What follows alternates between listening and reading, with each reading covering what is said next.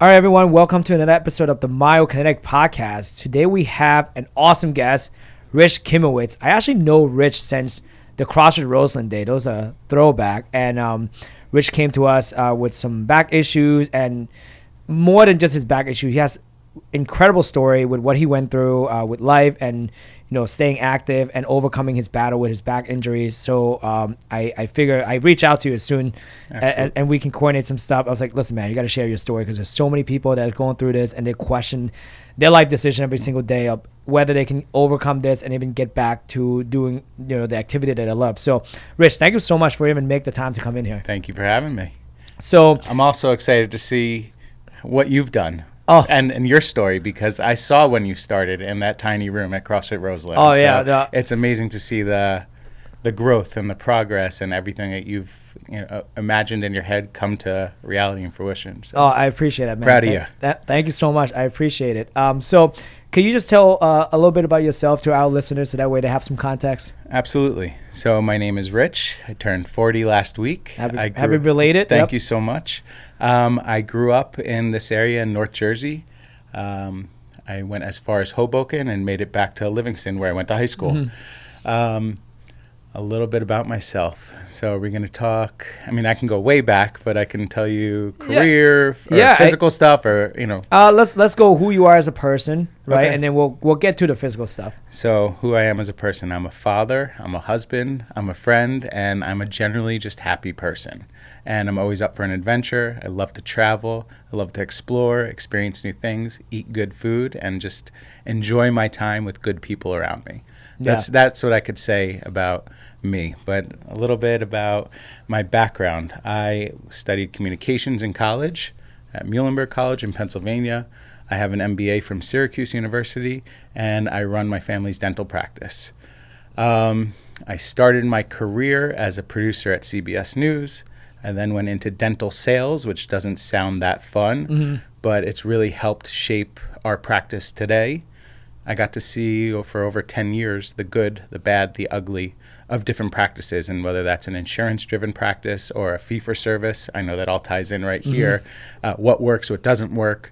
Also, people skills and communication and how to treat a patient and someone who's paying and wants to pay at a higher level for a higher level of service. So I understand, a lot of what we got. There's a lot of crossover, for sure. Yeah. Absolutely. But we'll get into the physical stuff. Yeah.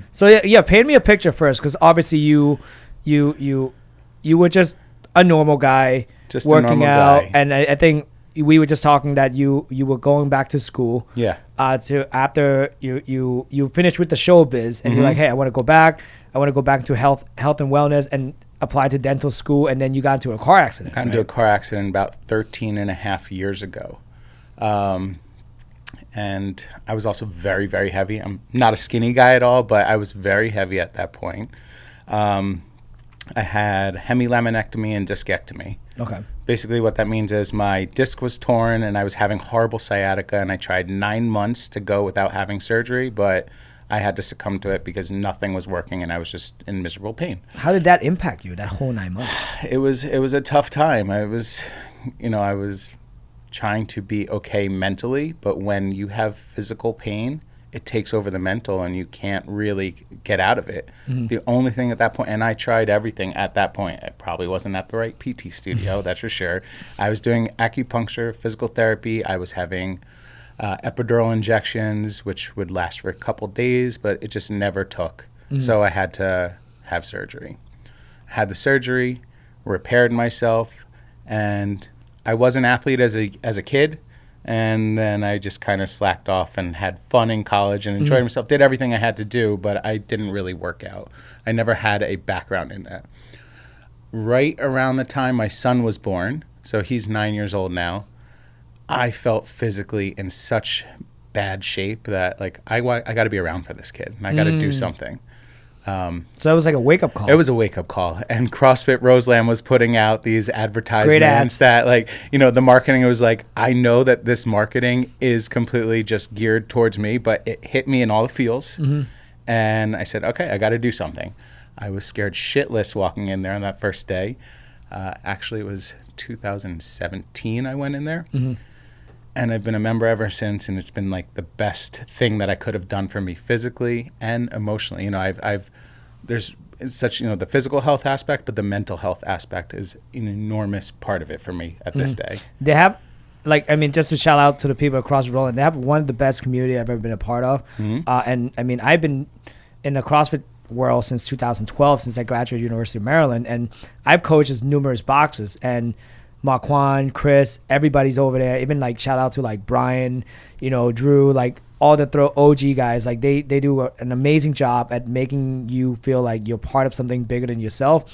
And let's talk through the whole journey of you getting to fitness, because most people listen to this, their parents, they're busy, they run their own business, and they just seem not to have the time. That you got to make the time, and that was always me. I always had an excuse, like I can't do it. I'm too busy. I'm working. I'm tired. I'm exhausted with the kids. But I realized I needed to make this change for life, not just a quick fix. That wasn't what I was going in there for. It's the first time I ever became a morning person. I'm still not a morning person. I still struggle when my alarm goes off at 6:15 to get there at 7 a.m. every day. But I will do it because I know that I'm setting myself up for a better day and a better week and a better month and for a better life. So that's why I get up and get my ass in gear and get there. But I can say it's taken some time, and I've had little setbacks. Most recently, I had a setback in the fall. And I think there's a lot of, people that have injuries. There's some trauma that comes with that. There's some PTSD to get back. I don't want to re-injure myself. I didn't injure myself in the gym, but you have in your head, I could hurt myself again in the gym. Coming here, honestly, I know I'm hopping right into it. Yeah. Was the best investment I could have possibly made in myself.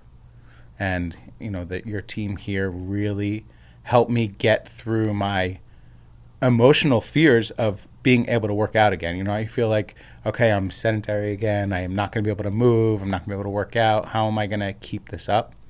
But really, Matt, your whole team, Danny, both Dannys, everyone here, Jen, they just really pushed me and helped me get that mental strength that I needed to get back to where I want to be. Again, I'm not going to be, you'll probably see some videos of me lifting insane weights that I shouldn't have been, just pushing 400 pounds, no problem. I don't need to do that. What I need to do is just to be able to get up, move, work out, feel good, and then go about my day. Yeah. But I think you and I talk about that. I appreciate the accolades, especially for my team, because they are amazing human beings. Incredible. And I think they're, what fulfilled them the most, just like what fulfilled me, is to help another person get up every single day and do the things that they love. Pursuing, I think the act of pursue, going back to what this country is built on, like to be able to pursue happiness. And I think there's degree of happiness you can pursue. I think us as human beings, we are born to move, and we have to be able to move, and we get rewarded for moving, like dopamines and all that stuff, right? And endorphins are real. Yes. So real. Yeah. And once you're done, right? Like you talk about, you're not a morning person, but you get up there, you show up at 7. By the time the 7 a.m. class is done, you feel, you feel tired, but you also feel great at the exact same time. I'm gonna give just not a lot of it, but a glimpse into, I have some personal trauma. My brother was murdered almost 4 years ago. On a Saturday morning while I was on my way to the gym, I got the call.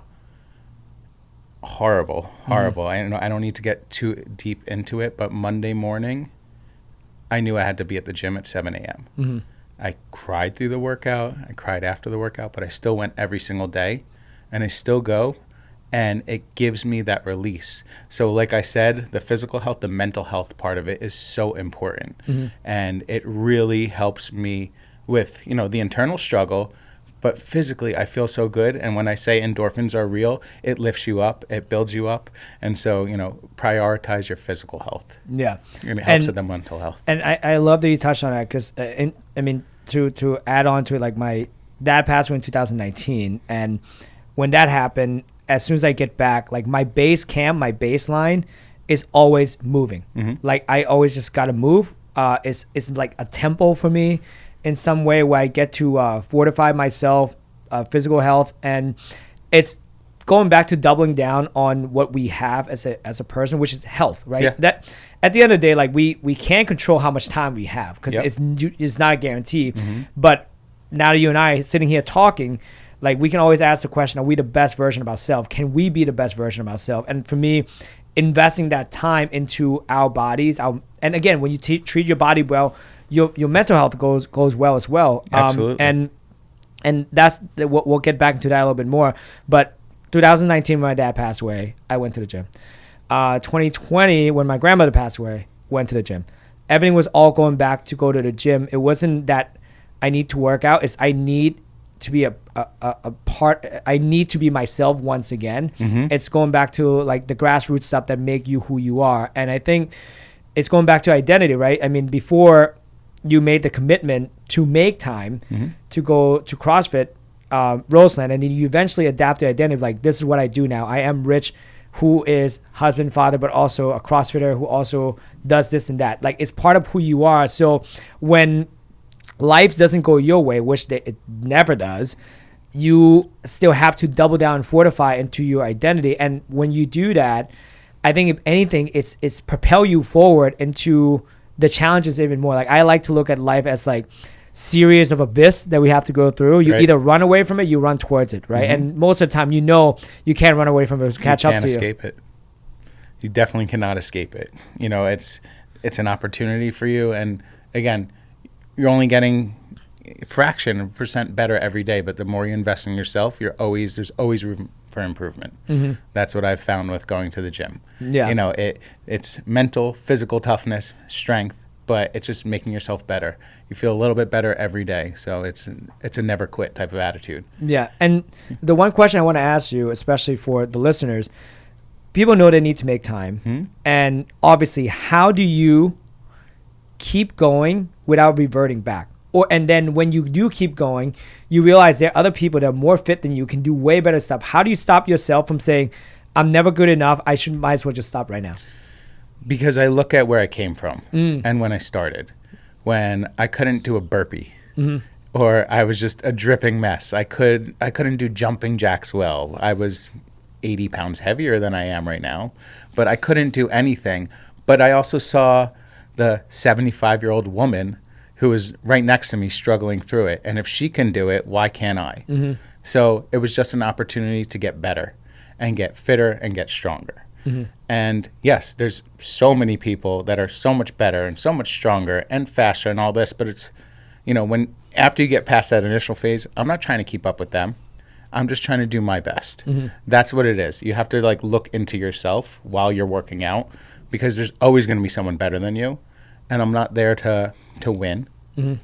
I guess I am for me, but winning is getting through that workout one step at a time.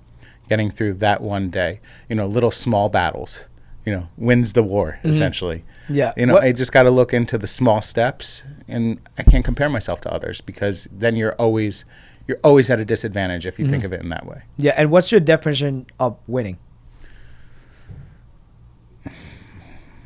Being happy, happiness, enjoying the people around me, having a good day. And I have mostly wins. Yeah. I can't look at the bigger picture, because, as you say, we don't know what tomorrow brings.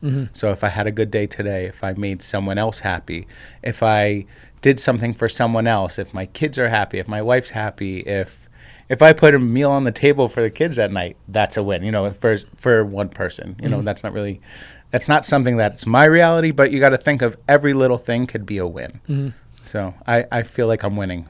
I love it. And it's almost as if you use physical activity as a way to something that you do for yourself, right? Because, what I picked up so far is that you're someone who likes to give to people, especially your family, people within your community.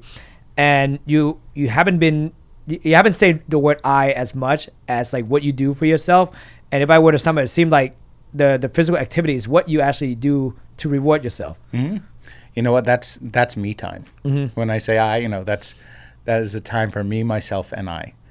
I feel bad because it's when my wife is on the struggle bus getting the kids ready for school. That's that morning rush, but that's the only time I could really make for me. And she understands it, and we give her time too to get to the gym. But it is the hour for me that's gonna create the trajectory for the rest of the day.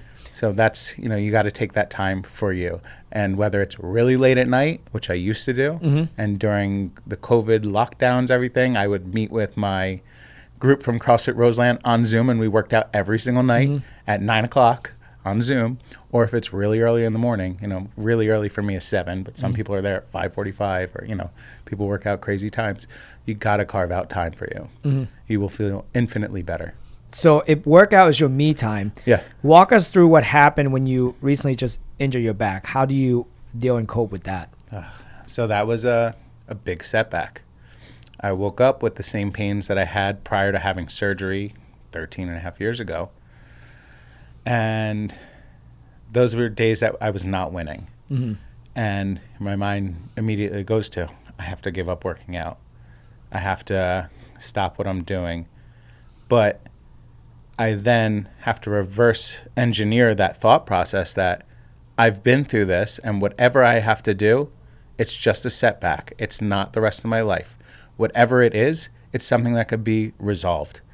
If I have to have surgery, so be it, but I know I can be able to get back to where I need to be.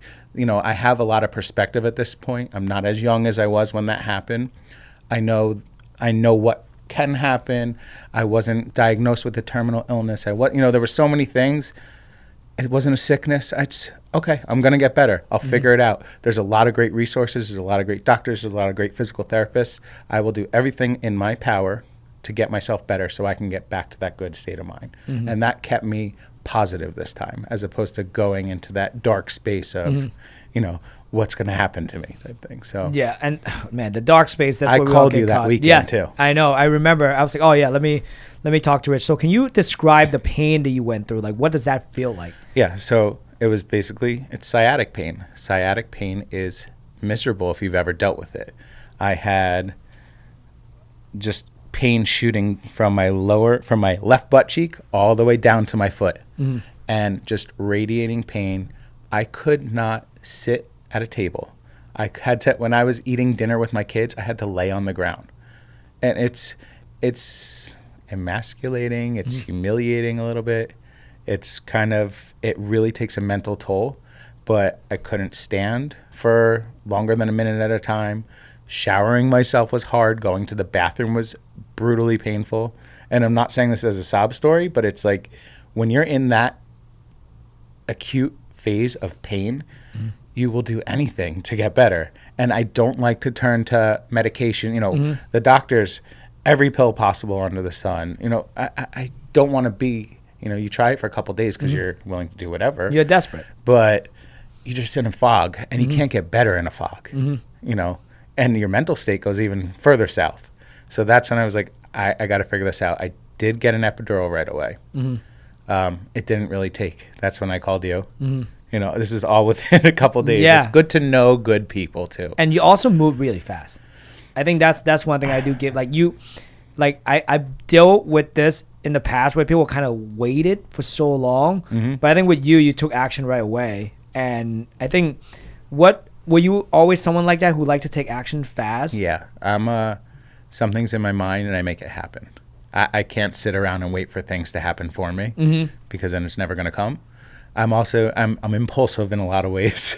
I'm always up for the adventure. I want to do things when it hits my head, or when I want something, I want it now. Yeah. And I want it to be better real fast. And I love your reaction on it. So I was reading Friedrich Nietzsche and actually no, it's Viktor Frankl, and he was talking about like when there's a space when things happen to us, which is a stimulus, and our reaction, and that space between stimulus and response is where you have freedom, right? And I think when things happen to you, which is your back just kind of came out of nowhere, and you have that space to kind of either go away from the abyss or run towards it, and then you came up with like an action plan, and you choose that respond, and then you turn it from things that happen to you to happen for you. I think that's where you actually get that freedom to explore your possibility. And you, in a way, do you ever feel like you lost control? And if you did lose control, how do you regain control?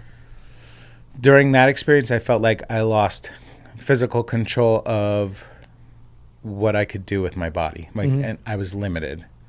Well, how did I regain control? Well, I didn't go off the rails of depressed eating, things like that. I wanted to control the things that I could control, stay hydrated, eat as well as I possibly could, and move as much as I could.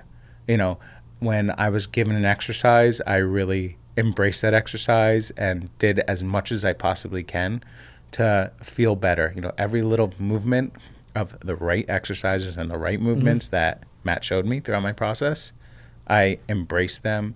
I put it to use, and it really helped me get back on track faster than I had anticipated. My goal was to be back at the gym.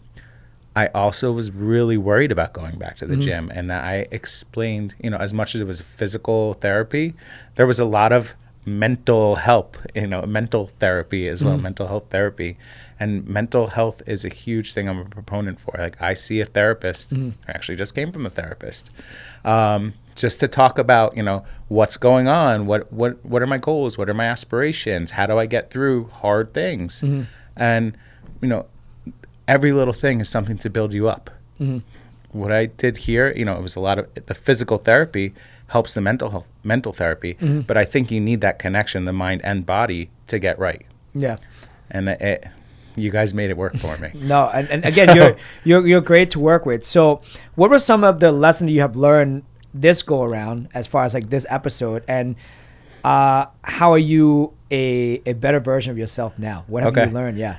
I've learned to take it easy. Can you break that down more? Because people say that, like, you know, like it's one of those advice where people are like, you should take it easy, but they don't tell you what it is. Right. Like, what do you mean by that? When I say like every day is a win at the gym because I went to the gym, it doesn't matter if I won. It doesn't matter, like, if I was the first to finish, if I lift the heaviest weight, if, you know, like, I'm not trying to hit my old PRs because my PRs were unrealistic. Not that they were unrealistic. I did it and I could do it again, but my job is to preserve my body at this point rather than ravage my body. And when you're newer in that sport, it's all about, oh my God, you know, how much can I do? And how much can I lift? I don't need to do that anymore. Again, I turned 40. I'm not ancient. I'm a young 40 and I feel good about it, but I want to be doing this and saying this to you when I'm 80. You know, and that's my goal, to preserve myself, to feel good doing it all, and take it easy at the gym. You're not winning if you hurt yourself and you have these major setbacks and you can't do it anymore. So that's when you're losing. You know, give it your all, but at a pace where you're not hurting yourself. That's what I mean by take it easy. Anything else you learned besides taking it easy? Realize who is reaching out. You know, the people that are on your team that want to see you succeed are your biggest cheerleaders. And just like I say, I want to do everything for them, I want to do the same for those people. So many people reached out, and through not just the gym, but through hard times, the people that are constantly checking in, not just when something's acute, when it's happening, but I want to be there. Those are the people that showed up for me and I want to show up for. So it's really helped me hone my circle of important people in my life. And I have a lot of them. So I'm very fortunate for that. How do you lean on your circle? Because there's people that listening to this going through a lot of stuff right now, and they have circle around them, and they might be feeling embarrassed or even discouraged to even share their vulnerability. Especially for guys, you know. 100%. You kind of just have to, I mean, people saw me through some sad times, and I'm sure people saw you through some sad times, and I'm not Mr. Macho. That's not my thing.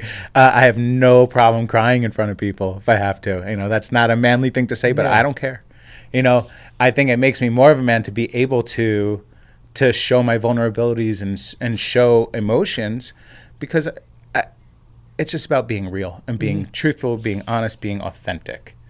And those are the people that are, you know, I can be vulnerable with. They're vulnerable with me. I want someone to get, you know, having gone through rough things, I want to be able to help those people too that are going through rough things. I have a lot of perspective. I have a lot of life experience.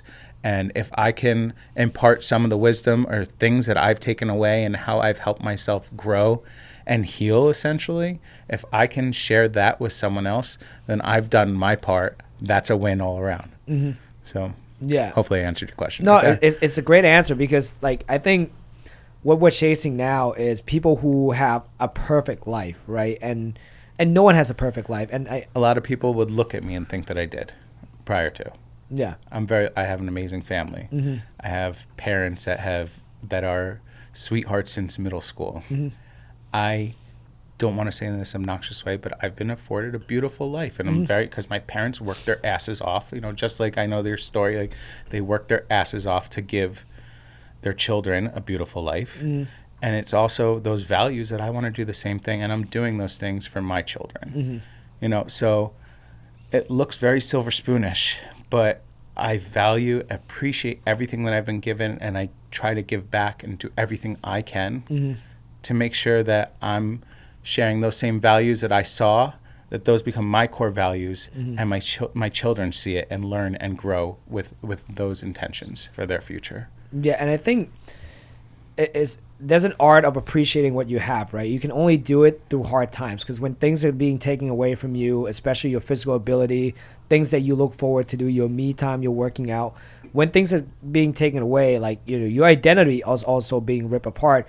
I think one of the best thing that I get to do every single day is I get to see people at their most vulnerable stage and really have a conversation with them of like, hey, like, listen, this is just a rough patch that you're going through, but guess what? You get to redefine your story and redefine who you are, and really double down some of the things that are really meaningful to you. And I take that as a privilege that I get to do every single day. And when I tell my team, like, listen, this is an opportunity that we get to help someone who's in a really bad situation, and we get to have input and support them as much as we can, whether from a phone call, from an email, from exercise, from conversation. Like the best conversation we have on the table is nothing related to PT, but really related to life, some wisdom. We have a lot of laugh, and like what I really appreciate of you walking in every time I see you is, you got your Nobles on, you got your Lulu, but you always have a smile on your face, right? You're always in here, and you're so, like you make us truly appreciate what we do, man. And I that's the thank from the bottom of my heart, because if I get to see you, you might be in pain, but you show up with a smile. You're ready to take in whatever Matt is telling you, Jen, Danny, and Nick, and I think that just make our job a lot easier. And I tell all the team that we have, it's like, our job is hard. It's hard because we have to invest all the time, all the attention to our patient, but it's also extremely fulfilling at the end of the day. And what you do as well, when you say invest the time in the patients, and I hope whoever's listening to this knows that they were ready to invest in themselves, because you truly do invest the time in the patients. I've done PT multiple times. As a kid, I had knee things, I had shoulder things. I've done lots of rounds of PT through the years, always in a clinic. And some of them are wonderful, but not to the extent that there's been so much one-on-one time. So when I say invest in yourself and invest in coming here, it was the best investment, because I felt that true one-on-one time. There was nothing that I felt was a clinic where I get the heat, the stim, the massage. Here's a couple exercises while 15 other patients are being worked on by the same therapist. The value that I got out of being here truly expedited my healing process. I had open line of communication with Matt at all times. I texted with him constantly. He would send me videos if I needed something. And I still talk to him, even though he's not my physical therapist anymore. But there's bonds that I made here, and I have nothing but amazing things to say. And I will tell all my friends I've already told you, I've already tried to send a few people your way, but I will tell anyone in this area, seek Myokinetix out. Well, I appreciate it. One question I want to ask you, and this is the sole mission I'm on, and I know we see eye to eye with that, is I want to change the narrative and the landscape of how people view healthcare, almost as if they were investing into a physical 401k for themselves, right? Because the financial world, they do a great job. It's like, hey, what kind of lifestyle do you want to be living when you retire? How much do you want to have coming in? But no one have that conversation of like, how do you want to feel when you retire? What do you want to be able to do physically when you retire?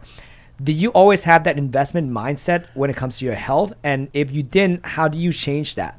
So I do personally, because it's always, to me, I need to see the best person that's has the most experience with this and knows how to resolve my problems. I can't let insurance dictate what my course of treatment is going to be. I'm fortunate to be able to to be in that situation, but that's why I say invest. Because even if it's a stretch, invest, because you only get one body. You know, you only have your one life, and you could live your life in pain, or you can work on not succumbing to the pain, but beating the pain. I can apply that to my own industry, which is the dental industry. And very much like your business model, we're all fee for service. We'll work with insurance providers. We'll submit on patients' behalf. But again, we have a lot of patients who have come to our practice and say, I've never seen anything like this, or I've never been treated this way or felt this way, let alone at a dentist's office, because a lot of people are afraid of the dentist. And we're not going to make the decision based on what insurance is telling us is right for you. You're a person, and you're not a number, and you're not that this is what my max payment is for the year, and that's what you get. Where dental insurance, much like medical insurance, decides how much they're willing and what can be used. We need to see you as an individual and what you need and how we can help you and fix you and get you to where you need to be. So I look at it very much on the same page, that I can't let anyone else dictate what's right for me than me. Do you think the biggest problem in the healthcare right now, that people are follow and trust blindly with the insurance? It's almost like insurance company. Insurance isn't your friend. Just remember that, people. They are not there to help you. It's setting up what an ideal health should be. Can you imagine if we like just follow insurance guideline through the T? I can't even imagine what like the future human being would look like. I would assume it would look like something like in that movie WALL-E, where everyone's just laying down. I mean, think about it. Like, why are there doctors that aren't in network? Because insurance, they don't want to listen to insurance. Insurance limits what they're able to do. Those that are out of that network are able to provide the true service and whatever procedure is needed for the patient. Insurance covered diagnostics, insurance covered procedures are the lowest minimum possible treatment that they can do, that they could get away with and call it acceptable. I'll give you another example. My mother had, when I was in 8th grade, she got into a terrible car accident and went to the hospital, and the doctor said, we're just going to amputate your leg because you're going to be, you'll be fine. You'll get a prosthetic. You'll be able to do the things that you want to do. And my dad said, are you kidding? We're going to do whatever we could possibly do to restore your leg. So yeah, took a couple years of surgery after surgery and bone graft and skin graft and just everything. But my mom is actually at the beach right now with my dad celebrating his birthday, and they're riding their bicycles and they're going for walks. And this is, how old was I? I was 13 years old. This is 27 years later. You can't listen to what insurance says. You have to, obviously it's a consideration, it's a financial consideration, but invest wisely. Yeah. Oh man. Like that's a brutal story. And like I've heard horror story all the time. And like we have, someone like you who fall through the medical crack. And I think they always go through, like I always use the example of the ADLs. That's what we have to deal with. Like, so insurance start cutting people off when they say, oh wait, you can ambulate 150 feet. Great. You're back to normal. Oh, you can go up and down 2 flights of stairs. Great, you're back to normal. So we go based on that. And if your goal is to go back and do a clean and jerk at CrossFit Roseland and work out, like that's not, like no one lives like that, which is right. Well, that's why I couldn't go to a clinic. Yeah. Because I don't want to be next to that. Okay, I want to be next to the 80-year-old if they're at CrossFit, showing which is incredible. But I don't want to be next to the 80-year-old that just wants to be able to get up out of bed and pull up their pants and be able to sit on the toilet and just have, the basic functions of life. I didn't want basic, and I knew I wasn't coming here for basic. Yeah. So that's. And I think it's okay for us to want better for ourselves. Like, I mean, I think that's, again, going back to like the pursuing of happiness. I think us as society, we kind of revert back.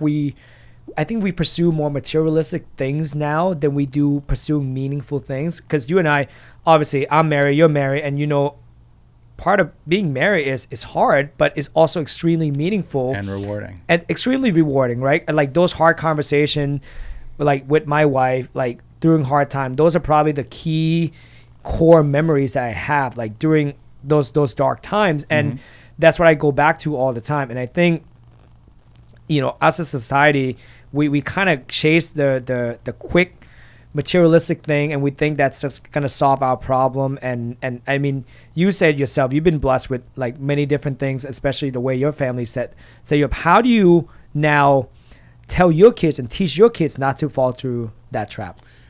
That's a conversation I have with my wife all the time.